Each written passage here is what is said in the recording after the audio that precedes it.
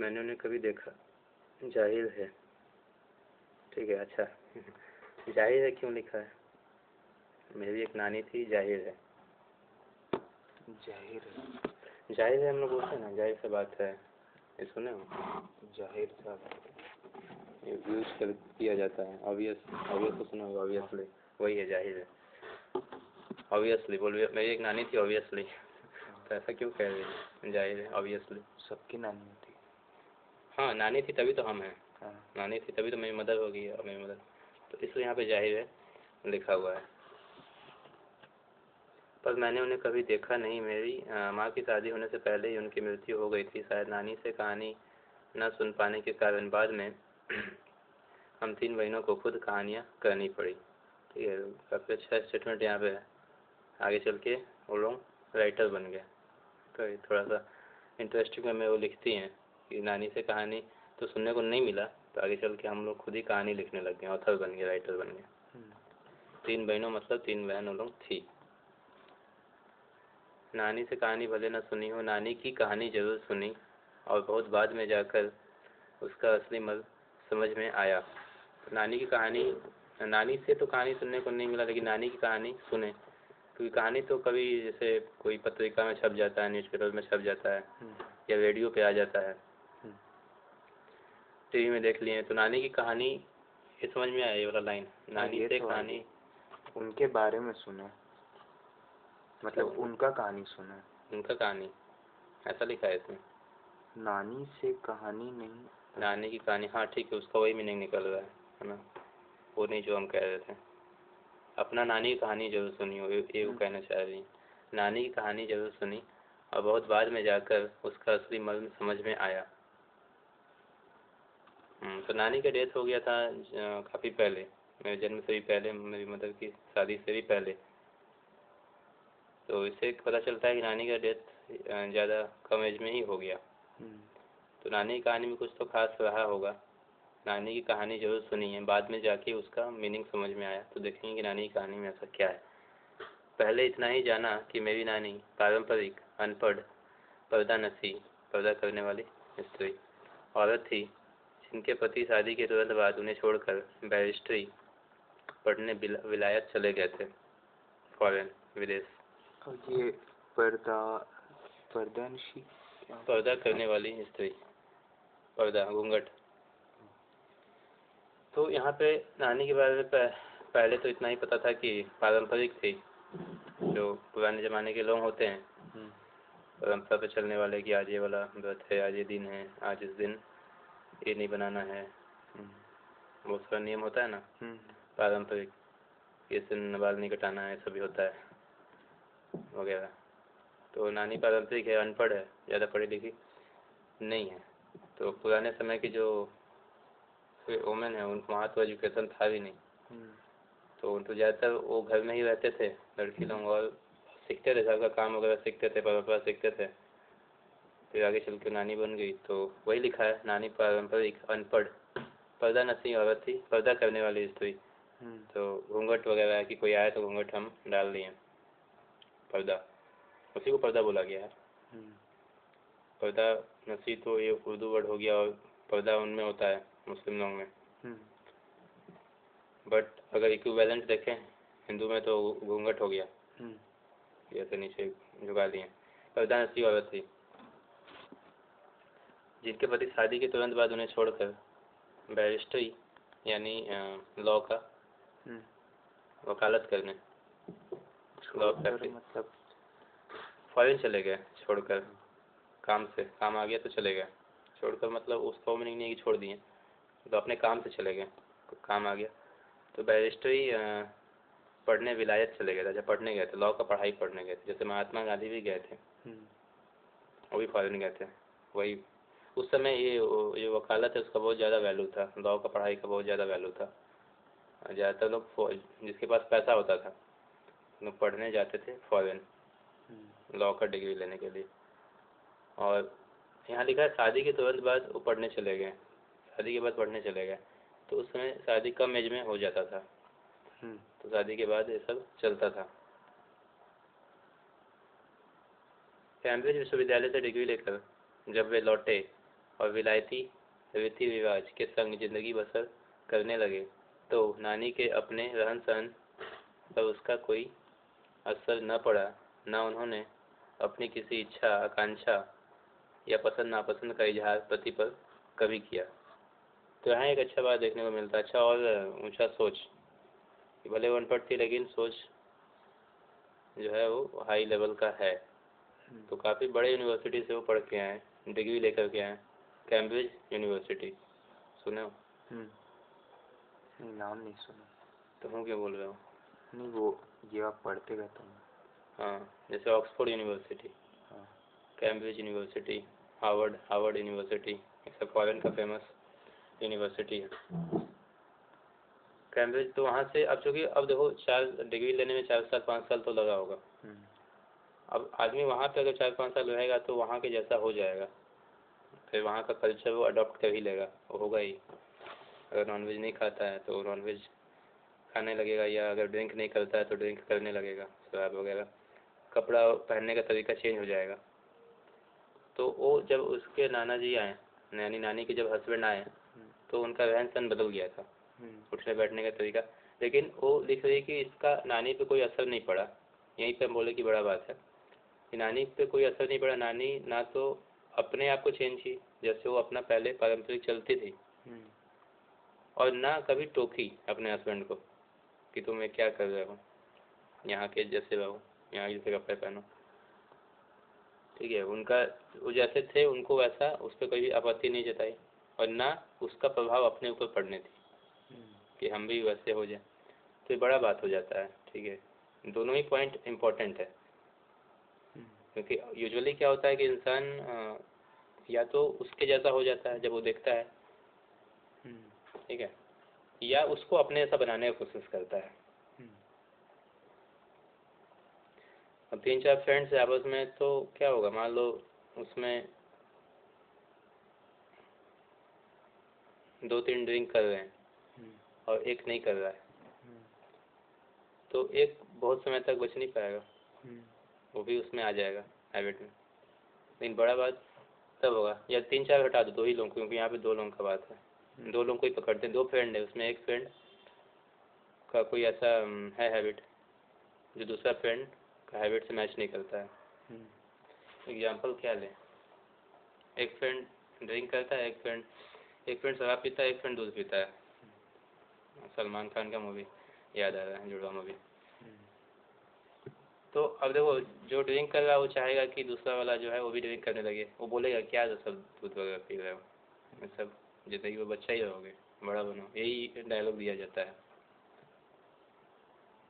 वो ये उसको बदलना चाहेगा, और जो दूध पी रहा है वो क्या चाहेगा, वो चाहेगा कि इसको हम बदल दें, अपने जैसा बना ले। तो ये जो अपने जैसा बना देने का जो इच्छा है, ये अच्छा चीज़ नहीं है, घटिया चीज़ है। उसका अपना इंडिपेंडेंस वो अपना करना चाहता है, करने तो मेरे को क्या दिक्कत है, ठीक है तुम पियो, लेकिन साथ ही साथ ये भी नहीं चलेगा कि तुम मेरे को अपने जैसा बदलने का कोशिश करो। तो यूजुअली यही होता है, या तो हम किसी को अपने जैसा बदलने की कोशिश करते हैं, या हम खुद वैसा हो जाते हैं हार मान के। ऐसा नहीं होता है, तो यही चीज़ बड़ा चीज़ है कि ना तो खुद वैसा नाना जी जैसा हो गई, फॉरेन का कल्चर अडॉप्ट की, ना उनको कभी बदलने की कोशिश की। ये बड़ा बात है। इसके लिए बड़ा सोच, खुला दिमाग का सोच चाहिए, भले वो अनपढ़ थी लेकिन। और इसीलिए वो स्टार्टिंग में ही बोली थी कि नानी की कहानी का मर्म बाद में समझ में आया। तो नानी में कुछ स्पेशल तो है, तो जरूरी नहीं कि जो पढ़ा लिखा लोग हैं उनमें ही समझ होता है, पढ़ा लिखा गधा भी होता है। और बहुत बार ऐसा होता है कि जो कम नहीं पढ़े हैं वो उनका सोच बहुत ऊँचा है, उनमें समझ बहुत ज़्यादा है। इस समझ का बात है, बहुत गहरा समझ है कि ना उन पर उनको बदलने की कोशिश की, ना खुद हो वैसा हुई, यहाँ तक हो गया। तो पहला इम्पोर्टेंट चीज़ देख ली नानी का। पर जब कम उम्र में नानी ने खुद को मौत के करीब पाया तो 15 वर्षीय इकलौती बेटी मेरी माँ की शादी खोजी कर ने इतना डराया कि वे एकदम मुँहजोर हो उठी। ठीक है, मुँहजोर मतलब हो गया कि पारंपरिक थी, पर्दा करती थी, पति के सामने ज़्यादा नहीं बोलती थी, ऊँची आवाज़ में नहीं बोलती थी। मुँहजोर मतलब ऐसे बोलने लगी, अपना आवाज़ उठाने लगी कि नहीं ये तो ज़रूरी हो गया है। तो मुँहजोर का मीनिंग देख ही लेते हैं, बहुत बोलने वाली, ठीक है। 1 नंबर में दिया, यहाँ पे 1 है, मुँहजोर। तो मुँहजोर क्यों उठी, क्योंकि क्या हो गया कि वो उसको लगा कि अब हम ज़्यादा दिन मेरा ज़िंदगी नहीं है, कुछ हो गया होगा डिजीज। और उस समय क्या था कि लोगों का उम्र कम ही था, जो लाइफ स्पैन है, बीमारी से लोग मरते थे। अब तो क्या है कि अब मेडिकल वगैरह में हम लोग इम्प्रूवमेंट कर लिए तो लोगों को बचा लेते हैं। और ज़्यादातर वुमेन का ही खबर आता था कि वो लोग कम एज में मर जाते थे, फिर जो हस्बैंड, इसीलिए ज़्यादा शादी भी होता था, दूसरा शादी होता था कि एक मर गई दूसरा शादी हुआ। तो नानी जब देखी कि अब मेरा ज़िंदगी ज़्यादा समय का नहीं है और जो मेरी एक बेटी है, इकलौती बेटी है, वो 15 साल की है, तो इसका शादी का चिंता उनको इतना डराया, ठीक है, कि जाने के बाद क्या होगा। तो क्या हुई, मुझे हो उठी, बोलने लगी आगे बढ़ के। नाना से उन्होंने कहा कि वे पर्दे का लिहाज छोड़कर उनके दोस्त स्वतंत्रता सेनानी प्यारेलाल शर्मा से मिलना चाहती हैं। सब दंग हैरान रह गए। जिस पर्दानशी औरत ने पराये मर्द से क्या खुद अपने मर्द से मुँह खोलकर बात नहीं की थी, आखिरी वक्त में अजनबी से क्या कहना चाह सकती है। सुन रहे हो? हाँ। क्या सुने मतलब? कि उनको किसी से बात करना था और लोग कह रहे थे कि जो ये अपने हस्बैंड से अच्छे से मतलब मुंह खोल के बात नहीं की और ये किसी पराये मर्द से मुंह खोल के बात करनी। हाँ, आखिरी समय में वो कुछ ऐसा ही सिचुएशन आ गया कि वो बोलेगी हर चीज़ का एक लिमिट होता है, ठीक है, पर्दा करना चाहिए, परंपरा है, लेकिन अभी जो सिचुएशन है इसमें हमको पर्दा का लिहाज नहीं करना है।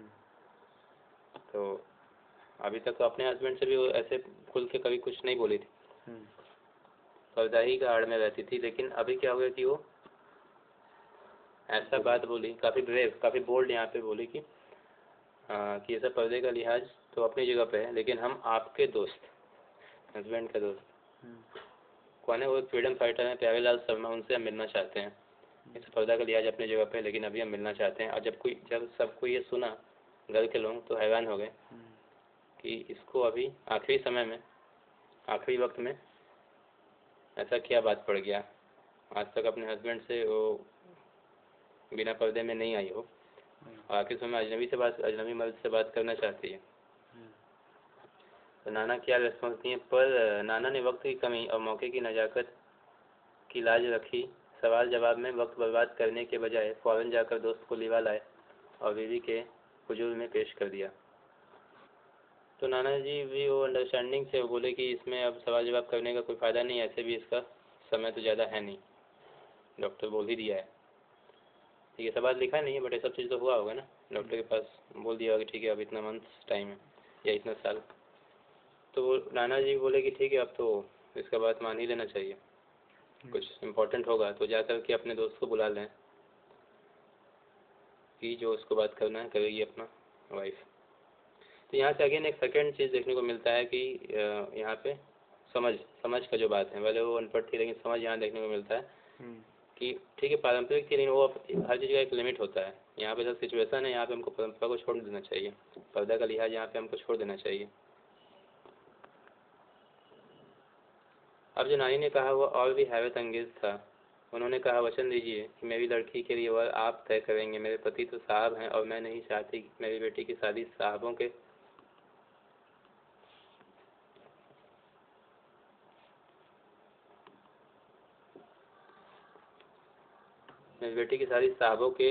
फरमा बरदार हो गया आज्ञाकारी। जी सर, जी सर। मेरे पति साहब हैं, साहब है मतलब ऑफिसर है ना, डिग्री लेकर के आए हैं।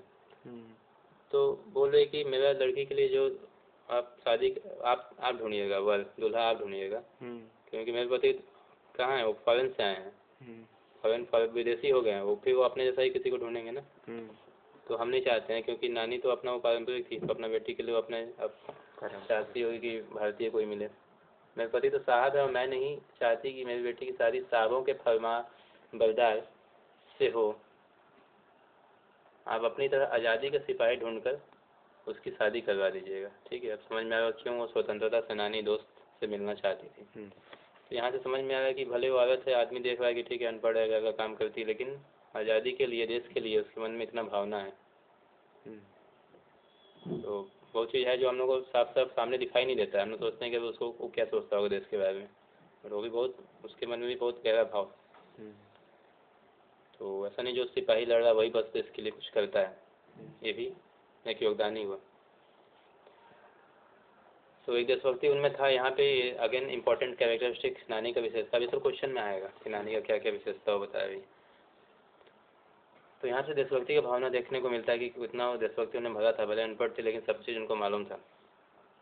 तो आज़ादी के सिपाही ढूंढकर उसकी अपनी तरह आज़ादी के सिपाही, क्योंकि वो भी फ्रीडम फाइटर थे, प्यारेलाल शर्मा थे। आज़ादी के सिपाही ढूंढकर उसकी शादी करवा दीजिएगा।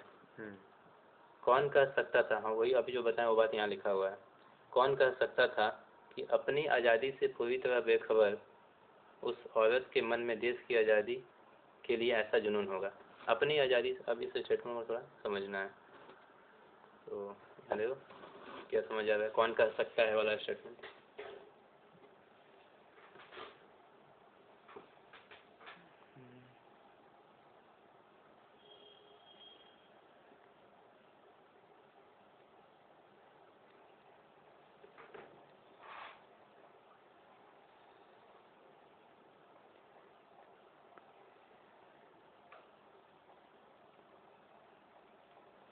मतलब उनमें खुद में फ्रीडम नहीं था ना इसकी नानी में, मतलब पारंपरिक थी, घूंघट डाल के रहती थी, क्या बहुत बोलने वाली नहीं, एक तो वहाँ पे मौजूद हो गई थी। तो हाँ वो बोलती कम थी, मतलब संस्कारी टाइप की थी। और ये मतलब उनको देख के कोई ये नहीं बोल सकता था, लेकिन बेखबर औरत, ठीक है। तो अपना आज़ादी से बेखबर, अपनी आज़ादी से पूरी तरह बेखबर, वुमेन का क्या राइट है। आज किस में देखे तो लोग आवाज़ उठा रहा है कि ये चाहिए, हम जो मन सो पहने, जो जैसा हम करना चाहे कर सकें, कोई ये ना करे। अपना आज़ादी से पूरी तरह बेखबर, तो वो चीज़ उतना इम्पोर्टेंट नहीं है। तो ऐसा नहीं कि अपना आज़ादी से पूरी तरह बेखबर ही रही होगी, उसका अपना डिसीजन होगा कि ठीक है हमको ऐसे रहना है। मतलब मेन चीज़ वही कि ऐसे आदमी बाहर से अगर देखेगा तो क्या है, वो बहू है, ऐसे घूंघट में रहती है, इसको क्या देश दुनिया का मालूम होगा। लेकिन उसको इतना खबर था, अपनी आज़ादी से पूरी तरह बेखबर। यहाँ पे इस सेंस में लिखा हुआ कि घर में रहती है, घर का चार दीवारी में है। तो अपना आज़ादी से पूरी तरह बेखबर, देश का आज़ादी के लिए उसको ऐसा जुनून होगा, कौन कह सकता है। बाद में मेरी समझ में आया कि दरअसल वे निजी जीवन में भी काफ़ी आज़ाद ख्याल रही होंगी। वही बात जो अभी हम बताएं कि ऐसा नहीं है कि अपना आज़ादी से पूरी तरह, क्योंकि बाहर ऊपर से हम लोग देख रहे हैं स्टार्टिंग से कि जो समझ वो काफ़ी गहरा समझ है, वो ऐसा अनपढ़ वाला वो नहीं है जो कि अपना आज़ादी से पूरी तरह बेखबर।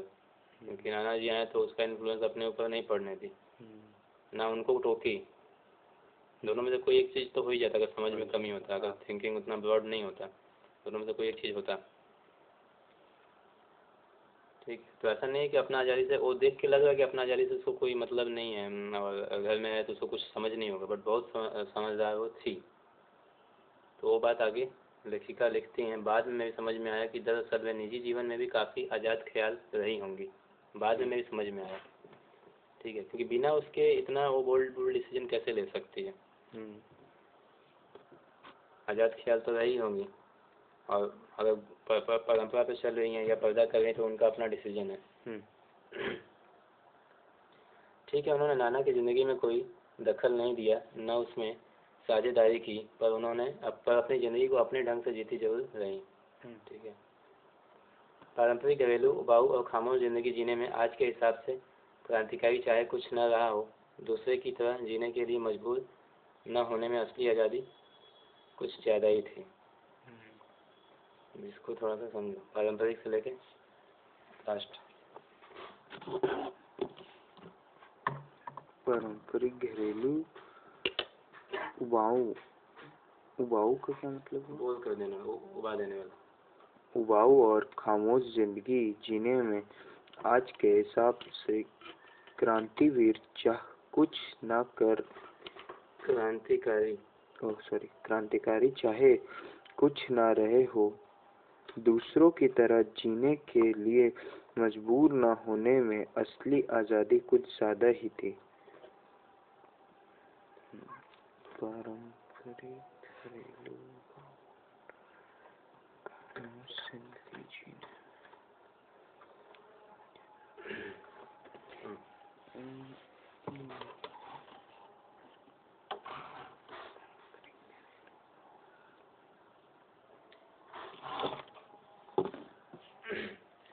हाँ, ज़िंदगी उनका खुद का कैसा था, पारंपरिक था, घरेलू था, घर का काम काज, घर का चाल उबाऊ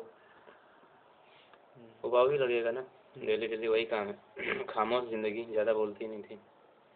जीने में आज के हिसाब से क्रांतिकारी चाहे कुछ ना रहा हो, तो ऊपर से लगेगा कि ये क्या है, तो बस अपना आज़ादी से बेखबर, ऐसा लगेगा। इसमें कुछ क्रांतिकारी तो नहीं है, लेकिन क्रांतिकारी थी वो भीतर से। क्यों? क्रांतिकारी चाहे कुछ ना रहा हो, दूसरे की तरह जीने के लिए मजबूर ना होने में, दूसरे की तरह जीने के लिए मजबूर ना होने में असली आज़ादी कुछ ज़्यादा ही थी। सबसे बड़ा बात नानी का क्या था, इनकी नानी का सबसे बड़ा बात उस महिला का क्या था कि अपने पति का प्रभाव अपने ऊपर पड़ने नहीं दी। जो पति विदेश, बहुत बड़ा बात हो गया, क्योंकि एक ही रूम में वैसे होंगे पति पत्नी है। दो दोस्त का एग्जाम्पल दिए कि एक पी रहा है, एक दूध पी रहा है, वो सपोज फिटनेस कॉन्शियस है। तो बड़ा बात यह है, असली आज़ादी है कि वो उसका प्रभाव अपने ऊपर नहीं पड़ने दिया। अदरवाइज प्रभाव पड़ जाता है, इतना आसान नहीं है। तो नानी का खासियत यही है, क्रांतिकारी बात यही है, आज़ादी वाला बात यही है। बाहर से देख के लगा कि अपनी आज़ादी से बेखबर है, लेकिन असली आज़ादी क्या है कि वो नाना जी का प्रभाव, अपने पति का प्रभाव कहीं पड़ने नहीं दी। पति जो विदेश से आए हैं, वह फॉरेन कल्चर अडॉप्ट कर चुके हैं, कपड़ा भी वो वैसे ही पहनते होंगे, शर्ट पैंट। हाँ, यहाँ देख सकते हो, ये उनके हस्बैंड है, कोट वगैरह टाई वगैरह पहने हुए हैं, और ये इंडियन प्यारेलाल। हाँ, तो असली आज़ादी तो यहाँ देखने को मिलता है ना। ऐसा नहीं कि आज़ादी, अगर आज़ादी का इतना समझ नहीं होता उस महिला को, तो वो इतना बड़ा डिसीजन कैसे लेती कि मेरे बेटी के लिए वर्क आप ढूंढेंगे। समझ रहे हो? वो जो गहराई था, वो जो समझ था, वहीं से तो ये चीज़ डिसीजन निकला।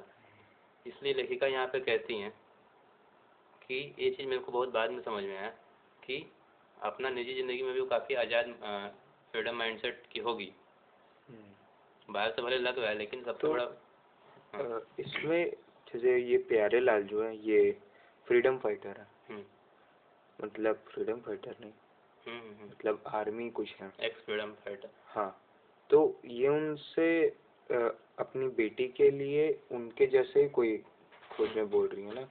तो इसमें देश का क्यों आ रहा है, आज़ादी ये, या फिर यहाँ पहले भी आया था एक, क्या देश को लेके यहाँ पे एक था ना, हाँ, मन में देश की आज़ादी को लेकर तो ऐसा जुनून होगा। हाँ, तो देश का क्या? हाँ, उसमें देश का आज़ादी वाला टाइम चलता होगा।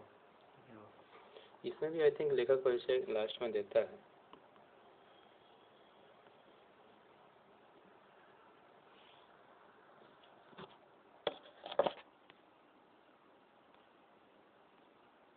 काफी बड़ा चैप्टर है, कृतिका में चैप्टर बड़ा है, ज़्यादा पेज का है। 9-10 पेज का होगा। नहीं, इसमें राइटर का तो नहीं दिया है। तो उस समय देश का आज़ादी वाला टाइम चलता होगा।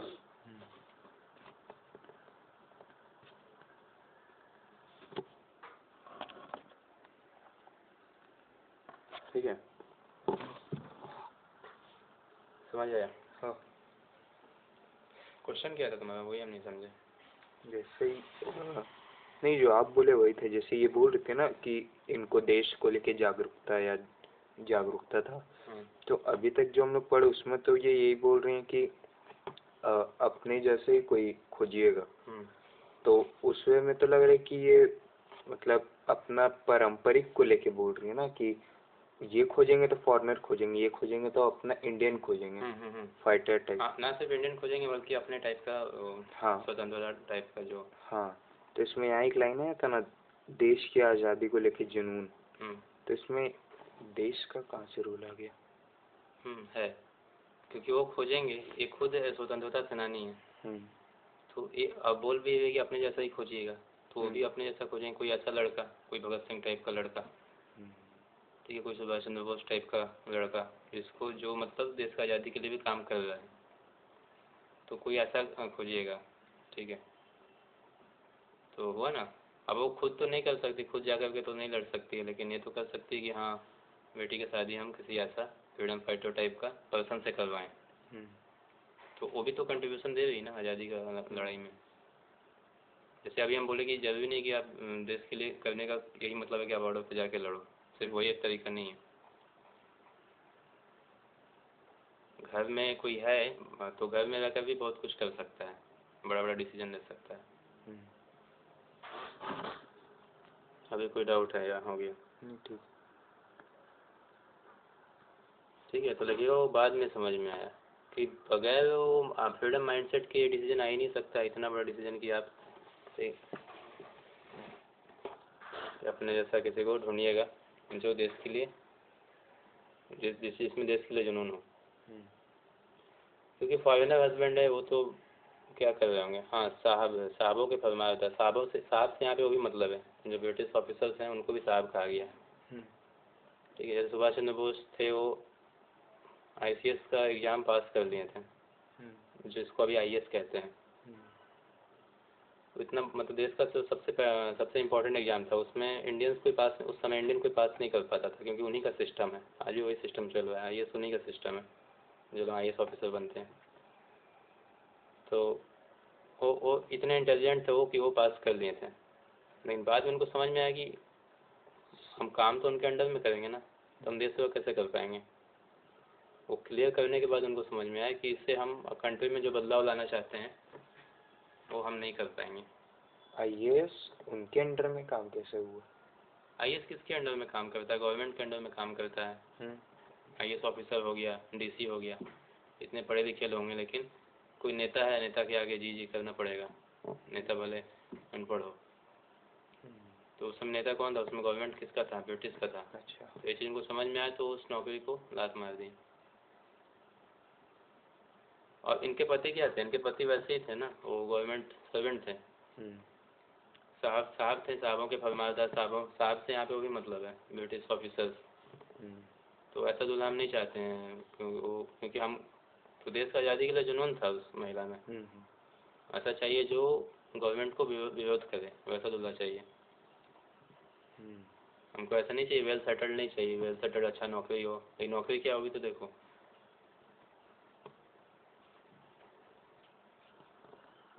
तो इससे पता चलता है काफ़ी जुनून उनमें था आज़ादी को लेकर के, और बगैर वो खुद जब ऐसा हो ही नहीं सकता कि खुद अपने ज़िंदगी में आज़ाद ख्याल की न रही हो। ठीक है, उसका सबसे बड़ा सबूत ये कि वो अपना प्रभाव कभी पड़ने नहीं दी, हमेशा वैसी रही, और ना उनको कभी टोकी। मेरे संग की औरतें, तो नानी का ही अभी चल रहा है, अभी वो दूसरी औरत भी आएगी, दूसरा कैरेक्टर भी आएगा, यहाँ तक हो गया। ठीक है, ये इंपॉर्टेंट लाइन है। दूसरे की तरह जीने के लिए मजबूर ना होने में असली आज़ादी कुछ ज़्यादा ही थी, कि हम अपना जो पहचान है उसको बनाए रखें, अपना जो मेरा है हम इन्फ्लुएंस ना होने दें।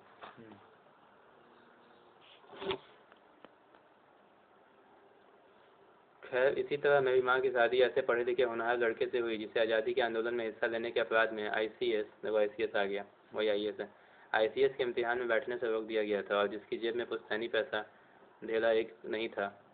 माँ बेचारी अपनी माँ और गांधी जी के सिद्धांतों के चक्कर में सादा जीवन जीने और मुझे ख्याल रखने पर मजबूर हुई। हाल उनका यह था कि खादी की साड़ी उन्हें इतनी भारी लगती थी कि कमर चनका खा जाती थी। मेरे संग की औरतें, पहला जो औरत थी नानी थी, और दूसरी औरत माँ है, उसकी अपनी माँ है मृदुला गर्ग। तो माँ की शादी किससे हुआ? जैसा नानी चाहती थी, पढ़ा लिखा होनहार लड़का और स्वतंत्रता के लिए लड़ने वाला, और उसका यहाँ पे प्रमाण दिया हुआ कि आज़ादी के आंदोलन में वो हिस्सा लेते रहता था, इसकी वजह से उसको एग्जाम में बैठने नहीं दिया गया। जेल वगैरह तो जाना पड़ता ही होगा, अब जेल आदमी चल जाएगा तो फिर एग्जाम तो बैठने मिलेगा नहीं, गवर्नमेंट जॉब तो मिलेगा नहीं। तो अपराध में ICS जो कि टॉप लेवल का एग्जाम था, IAS एग्जाम के इक्विवेलेंट, उसमें बैठने उसको नहीं दिया गया। और फिर जो ऐसे फ्रीडम फाइटर्स होते हैं उनके पास पैसा वगैरह भी नहीं होता है, गरीब होते हैं। ठीक है, तो वही लिखा है जिसकी जेब में पुश्तैनी ढेला एक नहीं था, पुश्तैनी पैसा ढेला एक नहीं था। पुश्तैनी का तो मीनिंग हो गया कि कुछ हमको विरासत में कुछ अपने दादा से मिला संपत्ति। ठीक है, तो वो भी नहीं था, कुछ प्रॉपर्टी भी नहीं था। अब यहाँ से सेकंड जो औरत है मेरे संग की औरतें, वहाँ से स्टार्ट होता है माँ। माँ बेचारी अपनी माँ का बता रही है। माँ बेचारी अपनी माँ, हाँ नहीं नानी माँ को बेचारी कह रही है, पुअर लेडी। क्यों कह रही है बेचारी? क्योंकि अपनी माँ और गांधी जी के सिद्धांतों के चक्कर में सादा जीवन जीने और ऊंचे ख्याल रखने पर मजबूर हुई। इस लाइन से क्या समझ रहे हो? दिखाई दे रहा ना? हाँ, माँ बेचारी अपनी माँ।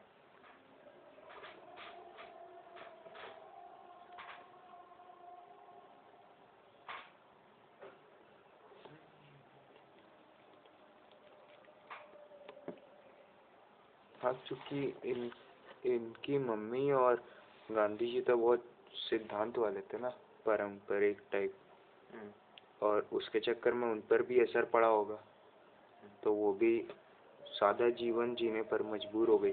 हाँ, तो अब माँ का यहाँ से कैरेक्टर स्टार्ट होता है। माँ जो थी वो खुद, उसका अपना ये नहीं था कि बहुत ज़्यादा उसको देश के लिए ऐसा कुछ जुनून हो। अच्छा, अभी उनका शादी नहीं हुआ ना? किसका? माँ का शादी हो गया। हाँ, माँ का शादी हो गया, और अभी ये नानी का खत्म हो गया, बीच वाले का बात हो रहा है। हाँ, मदर का बात हो रहा है। हाँ, तो माँ को बेचारी इसलिए कह रही क्योंकि अब जैसे नानी थी, नानी का अपना एक स्ट्रांग फाउंडेशन था, वो अपने हिसाब से जीती थी, है ना, वो अपना सिद्धांत पे चलती थी। भले बाहर से लगता था कि अपना आज़ादी से बेखबर है, लेकिन नहीं, जो कि आगे उसको समझ। लेकिन माँ का वैसा नहीं है, जो उनकी माँ है। तो माँ, अब जिसका अपना देखो, अपना स्ट्रांग कुछ सिद्धांत नहीं होता, उसूल नहीं होता, उसको दूसरे का उसूल पे, दूसरे का बात मानना पड़ता है। तो माँ का वैसा कोई स्ट्रांग कैरेक्टर नहीं है जैसा नानी का स्ट्रांग कैरेक्टर था। तो फिर ऐसा बच्चा क्या होगा? फिर वो जो माँ बाप सिखाया उस पर चलेगा। तो माँ की माँ कौन थी? नानी थी। तो नानी तो जैसा थी वो आज़ादी के लिए था, और सादा जीवन या खादी पहनना है, खादी समझ रहे हो? हाँ, गांधी जी का सिद्धांत। हाँ, तो गांधी जी खादी को प्रमोट करते थे, खादी यानी देसी को प्रमोट करते थे, स्वदेशी को बढ़ाओ, अपना इंडस्ट्री स्टार्ट करो, क्योंकि अपना इंडस्ट्री से ही इकोनॉमी बूस्ट होगा। और अंग्रेज लोग आके वही किए थे, इकोनॉमी को ख़त्म कर दिए थे इंडिया का। तो नानी तो ये सब चीज़ समझ रही थी, लेकिन वहाँ को ऐसे उतना ये नहीं था। लेकिन फिर उसके अपने पेरेंट्स का मानना था बात। माँ को बेचारी क्यों कहा गया, समझ में आया? हाँ, वो समझ गए। हाँ, और जैसे किसी के पेरेंट्स है, वो सपोज बहुत धार्मिक हैं, अब बच्चा को उतना इंटरेस्ट नहीं है, लेकिन अब पेरेंट्स के दबाव में उसको भी मंदिर जाना पड़ रहा है, ठीक है। इसलिए यहाँ पे बेचारी लिखा हुआ कि जो नानी थी वो तो अपना स्ट्रांग उसका प्रिंसिपल था, वो तो बिल्कुल देश के लिए एक जुनून था उसको, देश के लिए देशभक्ति था उसमें।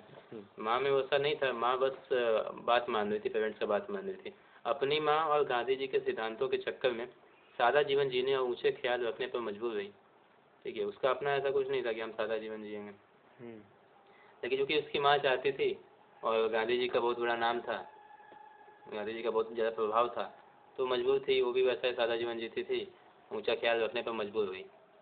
नानी का ऊंचा ख्याल था, माँ ऊंचा ख्याल रखने पर मजबूर हुई। समझ पा रहे हो ना? हाँ, नानी का स्ट्रॉन्ग कैरेक्टर था, माँ का भी उतना स्ट्रॉन्ग कैरेक्टर नहीं है।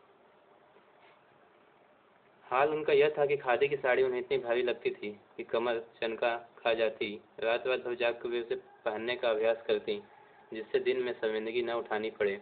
वे कुछ ऐसी नाजुक थी, उन्हें देखकर उनकी सास यानी मेरी दादी ने कहा था, हमारी बहू तो ऐसी है कि धोई पोंछी और छींके पर टांग दी।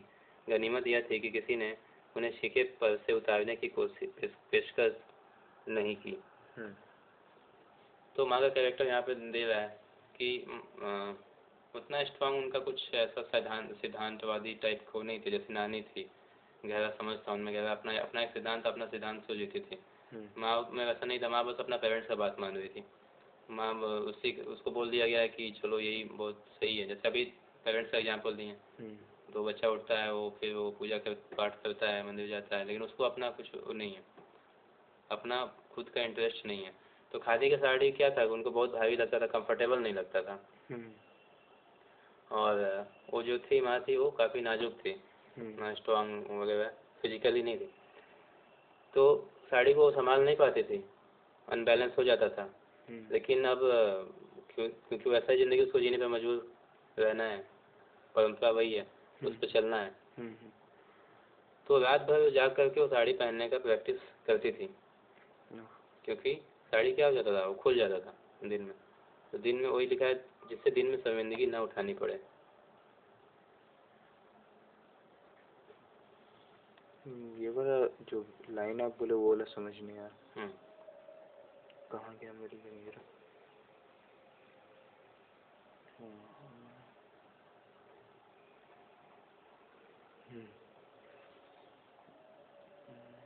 हाल उनका था यह कि खादी की साड़ी उन्हें इतनी भारी लगती थी कि कमर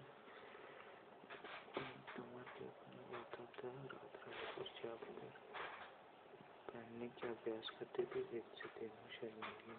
हाँ, ये वाला लाइन रात रात भर से, हाँ, हाल से लेकर के, हाँ, उठानी पड़े, ये यहाँ तक समझ नहीं आया।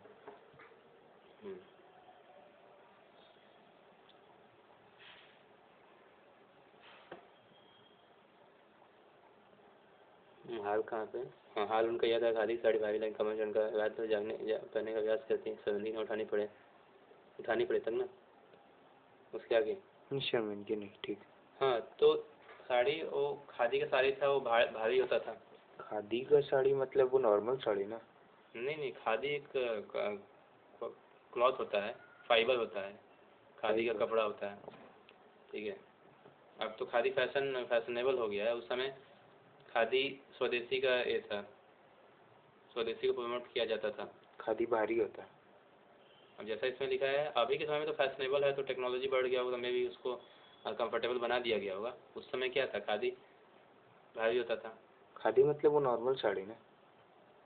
देखो, जैसे सूती कपड़ा हो गया, सूती का साड़ी हो गया, हाँ, या रेशमी साड़ी हो गया, और क्या क्या कपड़ा होता है, सूती होता है, बनारसी दूसरा चीज हो गया, कपड़ा सूती होता है, और क्या होता है, कॉटन होता है। कॉटन। तो ऐसी मतलब वो खादी एक तरह का फाइबर है, जैसे सूती कपड़ा हो गया, उसी तरह खादी का कपड़ा हो गया, खादी का एक कपड़ा हो गया वो, ठीक है। तो उस समय क्या था, खादी को हम लोग नया प्रमोट कर रहे थे, और यहाँ पे उतना टेक्नोलॉजी तो था नहीं, तो हाथ से बनता था कपड़ा। और ब्रिटिश लोग वहाँ पे यूरोप में क्या था, टेक्नोलॉजी काफ़ी बढ़ गया था, वो लोग वहाँ से कपड़ा लाते थे, और वो कपड़ा बहुत फैशनेबल होता था, कॉस्टली। हाँ, कॉस्टली नहीं होता था, मतलब इंडिया के लोग वही परचेज करते थे। तो अब यहाँ पे जिसको सादा जीवन जीने पे बोला गया है कि सादा जीवन जियो, वो मजबूरी में पहन रहा है, क्योंकि बोला गया है। तो कहने का मतलब कि जो साड़ी था वो कंफर्टेबल नहीं था, वहीं अंग्रेज लोग जो कपड़ा लाते होंगे कंफर्टेबल होता होगा, लेकिन माँ तो बेचारी थी, उनको बात मानना था पेरेंट्स का, और गांधी जी का सिद्धांत के चक्कर में सादा जीवन जीने पर, ऊँचे ख्याल रखने पर मजबूर हुई। तो वो संभाल नहीं पाती थी वो जो क्लॉथ था, क्योंकि फिजिकली भी वो क्या थी, वो नाजुक थी, बहुत फिजिकली स्ट्रांग नहीं थी, तो अनबैलेंस हो जाती थी, ठीक है, अनबैलेंस हो जाती थी। क्या होगा, खुल जाता होगा साड़ी कहीं से, ठीक है, तो गिर जाती होगी, मैं भी ऐसा, उसका वही दिखाएगा, अनबैलेंस हो जाती थी। तो रात भर जाग करके उसको पहनने का प्रैक्टिस करती थी कि कैसे हम ठीक से पहने, ताकि दिन में हम कहीं पे भी मेरे को शर्मिंदगी ना उठाना पड़े, कहीं पे भी ऐसा मिस हैपनिंग ना हो। तो फिर और जो सास थी, ठीक है, एक और मेरे संग की औरतें, एक और एंट्री हो रहा है, दादी यानी माँ की सास। तो वो उस पर कमेंट, अपनी बहू पे कमेंट करती थी कि हमारी बहू नाजुक थी ना, वे कुछ ऐसी नाजुक थी कि उन्हें देखकर मेरी दादी, हमारी बहू तो ऐसी है कि धोई पोछी और छिके पर टांग दी, मतलब नाजुक चीज़ को हम लोग इसे शोकेस में रख दिए संभाल के कि कुछ हो ना जाए उसको। तो बहू भी वो ऐसे ही कमेंट करी, बहू तो ऐसे ही धोई पोछी और छिके पर टांग दी, ठीक है, छिके मतलब वही जैसे रख दिए हम ऊपर शोकेस में, कहीं पे सजावट का चीज़ है, साफ की और साफ सुथरा करके एक जगह उसको रख दिए, उसको उतना यूज नहीं करना है, कहने का तरीका है। गनीमत यह थी कि किसी ने उन्हें छीके पर से उतारने की पेशकश नहीं की, ठीक है, छीके पर से उतारने की पेशकश नहीं की।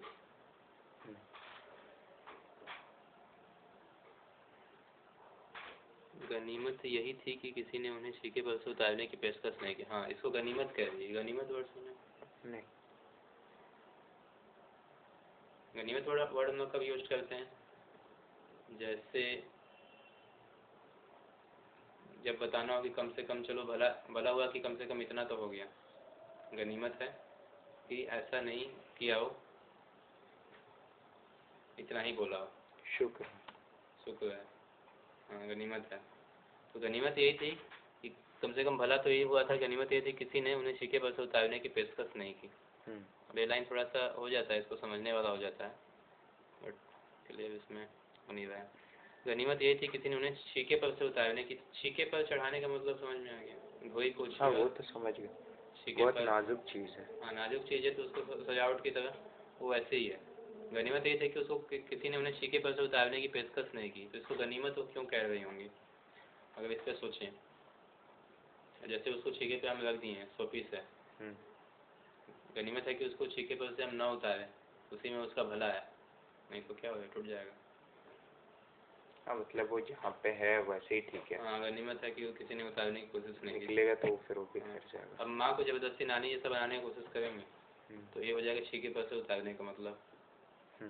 माँ सजावट और 100 पीस जैसी है वो, नानी एक अलग ही वो कैरेक्टर है, स्ट्रॉन्ग कैरेक्टर है। माँ को नानी जैसा, माँ को छीके पर से उतारने का तो वही मीनिंग। उसको कह रही गनीमत है कि उनको किसी ने उन्हें छीके पर से उतारने की पेशकश नहीं की। आगे ये कंटिन्यू चल रहा है, क्यों नहीं की, ठीक है, तो आंसर मिलेगा। अभी तो हम ऐसे डिस्कस कर रहे थे, क्यों नहीं की, उसकी 2 वजहें थी। पहली यही कि हिंदुस्तान के तमाम बासिंदों की तरह उनके ससुराल वाले भी साहबों से खासे अभिभूत थे, और मेरे नाना पक्के साहब माने जाते थे। बस जात से वे हिंदुस्तानी थे, बाकी चेहरे मोहरे रंग ढंग पढ़ाई लिखाई सब में अंग्रेज थे, ठीक है, जो पति थे उनके अंग्रेज थे।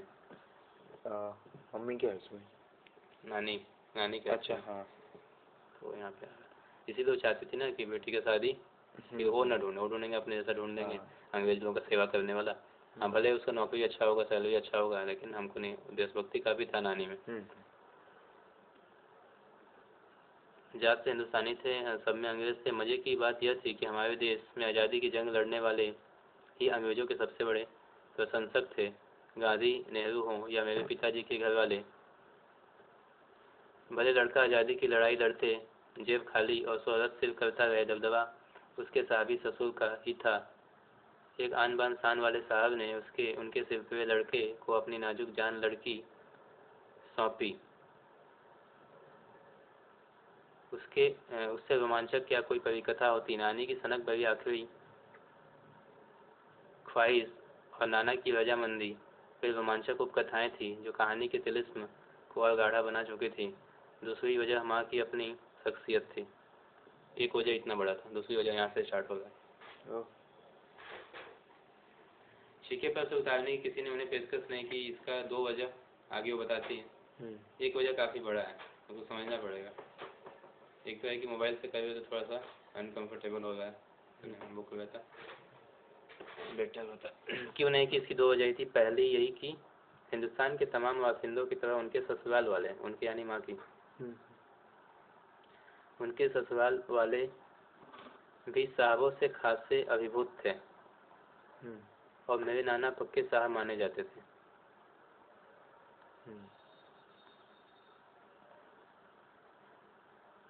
लेकिन उनके ससुराल वाले यानी माँ के ससुराल वाले, तो माँ की शादी तो स्वतंत्रता सेनानी से किसी वैसा से हुआ था, तो फिर ठीक है, कोई मीनिंग है।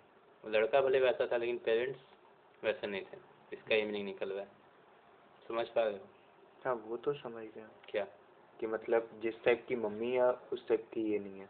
नहीं अभी कुछ और बताएं हम। 3 कैरेक्टर आ गए ना कम। ठीक है, हम इसको फिर से बता रहे हैं। जैसे यहाँ लिखा है हिंदुस्तान के तमाम वासिंदों, वासिंदों यहाँ पे पेरेंट्स को लिखा हुआ, वासिंदों का मीनिंग वासिंदों की तरह उनके ससुराल वाले भी साहबों से खासे अभिभूत थे, और मेरे नाना पक्के साहब माने जाते थे। क्योंकि यहाँ पे उनके ससुराल वाले लिखा है तो माँ का बात किया जा रहा है। माँ के ससुराल वाले यानी उस माँ का शादी जिससे हुआ था उसके पेरेंट्स। तो माँ का शादी जिससे हुआ वो तो स्वतंत्रता सेनानी था ना। माँ का शादी जिससे हुआ, हाँ है ना। हाँ लेकिन माँ के शादी जिससे हुआ, और लेकिन माँ के ससुराल वाले के बारे में यहाँ पे क्या लिखी हो, उनके ससुराल वाले साहबों से खासे अभिभूत थे। साहबों यानी अंग्रेज। तो ऐसा मतलब ये बात इसमें, इसका तो मीनिंग ये होता है कि भले लड़का जो था वो फ्रीडम फाइटर टाइप का था, लेकिन जो पेरेंट्स थे, जो ससुराल, जो उसके घर वाले थे, वो अंग्रेज टाइप की, अंग्रेज लोगों को ज़्यादा वो यूज करने वाले थे, साहबों से खासे अभिभूत थे। आगे वो बताती है, और मेरे नाना, ससुराल वाले तो उधर हो गए, दादा दादी, और जो मेरे नाना है वो तो पक्के साहब माने जाते थे, वो तो आए थे डिग्री लेकर के। आगे वो बताते हैं कि भले वो हिंदुस्तानी जात से थे, लेकिन बाकी हर चीज़ में, रंग ढंग में, पढ़ाई लिखाई, पहनावा में, फोटो भी देख ही लिए थे, सब में वो क्या हो गए थे, अंग्रेज हो गए थे। अंग्रेज हो गए थे, यहाँ तक क्लियर हुआ। तो ऐसा ही होता है कि जो मतलब बच्चा है वो क्या होता है, वो ऐसा है थोड़ा सा कि फ्रीडम फाइटर, क्रांति, लेकिन पेरेंट्स है वो उतना क्रांति के नहीं होते हैं। तो बात यहाँ पे दिया हुआ है। मज़े की बात यह थी कि हमारे देश, जैसे सुभाष चंद्र बोस का बताएं, तो उनके पेरेंट्स तो चाहते होंगे कि वो ठीक है आईएएस बने, आईएएस ऑफिसर बने, लेकिन वो उनके पेरेंट्स थोड़ी चाहते होंगे कि ये अपना इतना अच्छा जॉब मिल रहा है, इसको लात मार दें।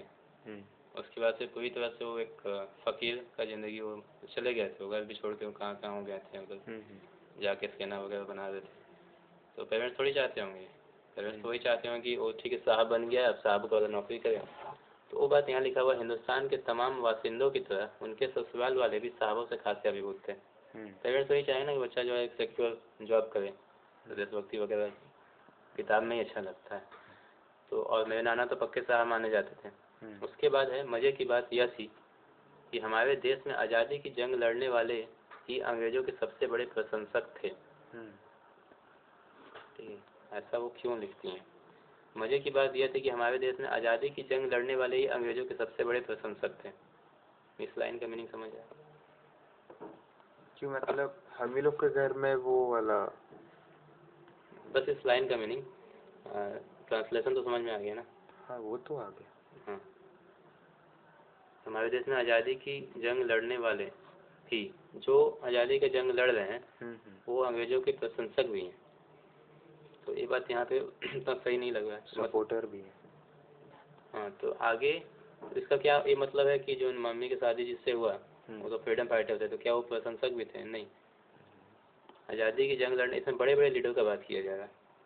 आज़ादी की जंग लड़ने वाले ही अंग्रेजों के सबसे बड़े प्रशंसक थे गांधी, नेहरू हों या मेरे पिताजी के घर वाले। मेरे पिताजी के घर वाले, हाँ, मेरे पिताजी तो फ्रीडम फाइटर थे, है ना, माँ का शादी जिससे हुआ। पिताजी के घर वाले अंग्रेजों के सबसे बड़े प्रशंसक थे। तो गांधी, नेहरू को भी यहाँ पे यही कहा जा रहा है कि भले वो आज़ादी की लड़ाई लड़ रहे हैं, लेकिन अंग्रेजों के सबसे बड़े प्रशंसक थे। अब ऐसा यहाँ पे क्यों कहा जा रहा है, थोड़ा सा सोचने वाला बात हो जाता है कि गांधी, नेहरू को क्या वो गलत कह रही हैं? आज़ादी की जंग लड़ने वाली अंग्रेजों के सबसे बड़े प्रशंसक थे।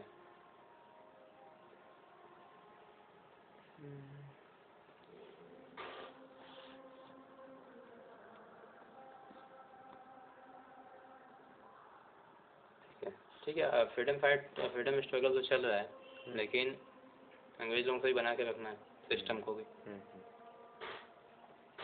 अंग्रेजों के सबसे बड़े प्रशंसक थे।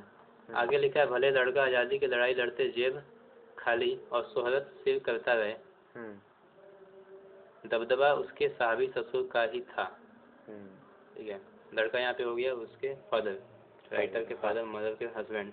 भले लड़का आज़ादी की लड़ाई लड़ते, वो आज़ादी की लड़ाई लड़ रहा है, वो उसके पास फिर पैसा वगैरह नहीं है, और शोहरत सिर करने का मतलब है बदनामी भी हो रहा है। ठीक है, बदनामी तो होगा ही ना, जेल वगैरह जाना पड़ेगा। तो अभी हम लोग सुनते हैं तो लगता है कि वह मतलब जेल गए थे वो फ्रीडम फाइटर, लेकिन उस समय के हिसाब से देखो, किसी के घर का लड़का जेल जाएगा तो पड़ोसी क्या करेगा?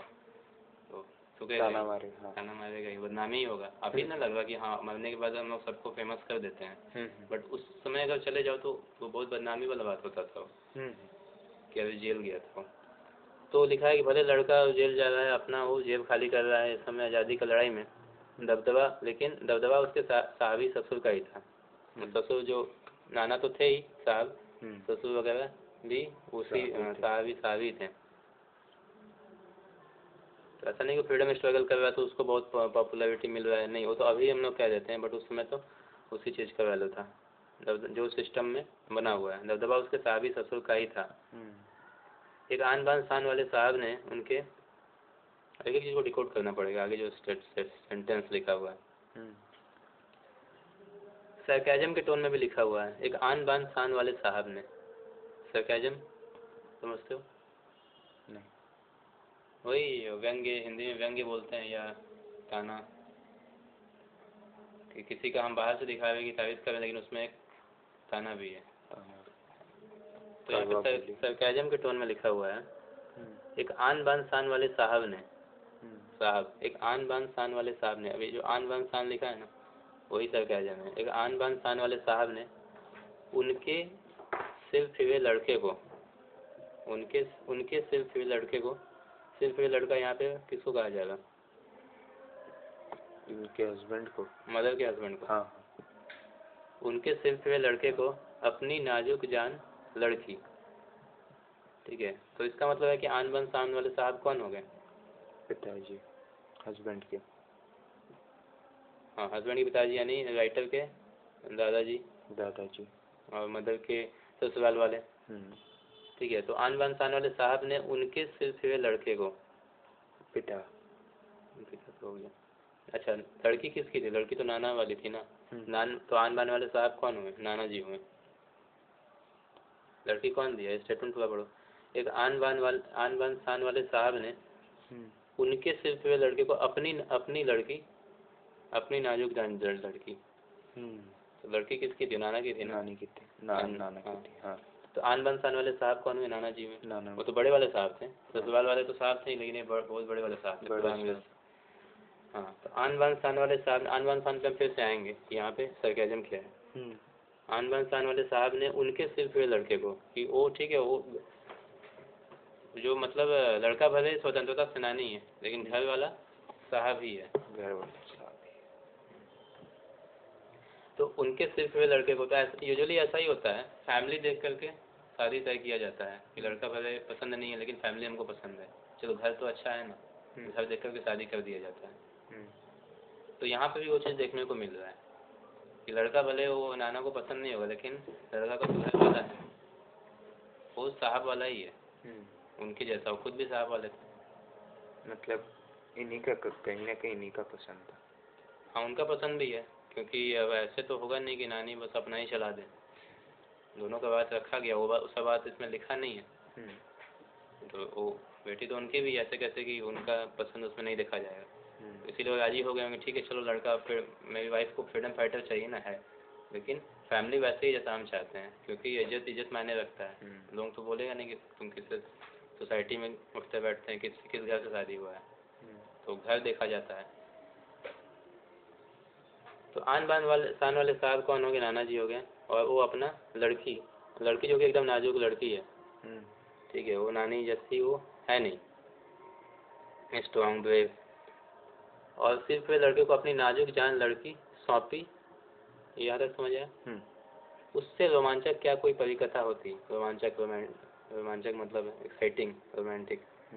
तो बोले कि ये जो कहानी है बहुत ही राइटर को एक परिकथा जैसा, फेरी टेल जैसा लग रहा है। कि लड़का कैसा है? फ्रीडम फाइटर टाइप, हाँ, यहाँ वहाँ स्ट्रगल कर रहा है, जेल जा रहा है, पैसा नहीं है, बदनामी है। और लड़की कैसी है? बड़े घर की लड़की है, साहब की लड़की है, जो उसकी मदर है, नाजुक है।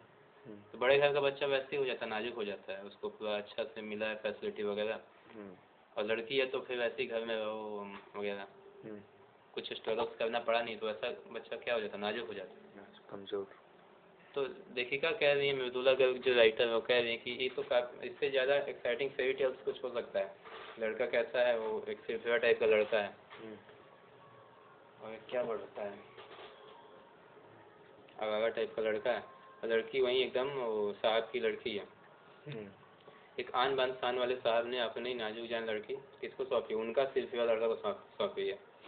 फैमिली, क्योंकि फैमिली भी देखें, ठीक है फैमिली तो अच्छा है, मेरा इज्जत तो रह जाएगा कि अच्छा फैमिली में शादी की, बड़ा लड़का कर रहा फ्रीडम फाइटर, चलो करने दो। अब यहाँ पे आते हैं कि आन बान शान, इसमें सरकाजम क्या है? सरकाजम यही है कि रेपुटेशन को हम लोग बहुत ज़्यादा वैल्यू देते हैं अपने सोसाइटी में, कि इज्जत बने रहना चाहिए, रेस्पेक्ट बने रहना चाहिए, ठीक है, भले आदमी कोई भी काम करे, चाहे काम में हमको कुछ झेलना पड़े, लेकिन बाहर से हमको दिखना चाहिए कि हाँ गवर्नमेंट जॉब है, भले काम पसंद नहीं है। तो हम लोग रेपुटेशन को ज़्यादा वैल्यू देते हैं इंडिया में। अब गवर्नमेंट जॉब किसी का बहुत 4th लेवल में भी हो गया, वो सपोज अलग अलग लेवल होता है उसमें, झाड़ू लगाने का भी वो होता है, पियोन का भी गवर्नमेंट जॉब होता है, तो वो कोई नहीं देखता है। गवर्नमेंट जॉब एक बहुत रेस्पेक्टफुल चीज़ हो जाता है, गवर्नमेंट से कनेक्ट। हाँ कोई प्राइवेट है और कोई प्राइवेट है, सपोज वो प्राइवेट में अपना कुछ कर रहा है, बड़ा काम ही कर रहा है, लेकिन उसको फिर प्राइवेट की नज़र से देखा जाएगा। रेपुटेशन, तो रेपुटेशन क्या बात की, एक आन बान शान वाले साहब में, तो साहब के लिए आन बान शान बहुत ज़्यादा मायने रखता है, रेपुटेशन बहुत मायने रखता है।